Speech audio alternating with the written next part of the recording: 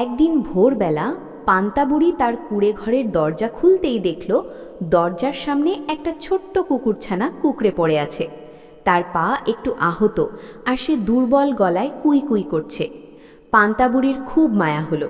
বুড়ি বলল, আরে রে, কে তোকে এমন কষ্ট দিল রে? সে আলতো করে কুকুরছানাটাকে কোলে তুলে ঘরের ভিতরে নিয়ে এলো। তারপর তার পা ধুয়ে পরিষ্কার করলো, একটু ওষুধ লাগালো আর কাপড় দিয়ে বেঁধে দিল। কয়েকদিন ধরে পান্তাবুড়ি খুব যত্ন করে তার সেবা করল। ধীরে ধীরে কুকুরছানাটা ভালো হয়ে উঠল। তখন পান্তাবুড়ি তার নাম রাখল কুকি। কুকি খুবই চঞ্চল আর মিষ্টি ছিল। পান্তাবুড়ি যখন বাজারে যেত, মাঝে মাঝে কুকির জন্য একটু মাছ বা মাংস কিনে আনত। কুকি আনন্দে লেজ নাড়তে নাড়তে খেত। তবে শুধু মাছ মাংসই নয়, সে পান্তাবুড়ির সঙ্গে পান্তা ভাতও খুব মজা করে খেত। পান্তাবুড়ি যেখানে কাজ করতে যেত, সেখানেও কুকিকে সঙ্গে করে নিয়ে যেত। কুকি সব সময় তার পাশে পাশে হাঁটত। গ্রামের লোকেরা এই দৃশ্য দেখে খুব হাসত আর বলতো, দেখো দেখো, পান্তাবুড়ির নতুন সঙ্গী এসেছে।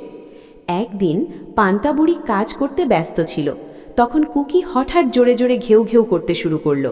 সবাই অবাক হয়ে তাকিয়ে দেখল, একটা দুষ্টু বানর পান্তাবুড়ির খাবারের হাঁড়ি থেকে ভাত চুরি করতে এসেছিল।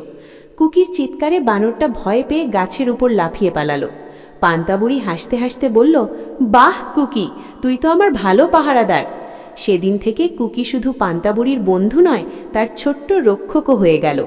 পান্তাবুড়ি আর কুকি দুজন মিলে গ্রামের সবাইকে হাসিয়ে খুশি করে দিন কাটাতে লাগলো।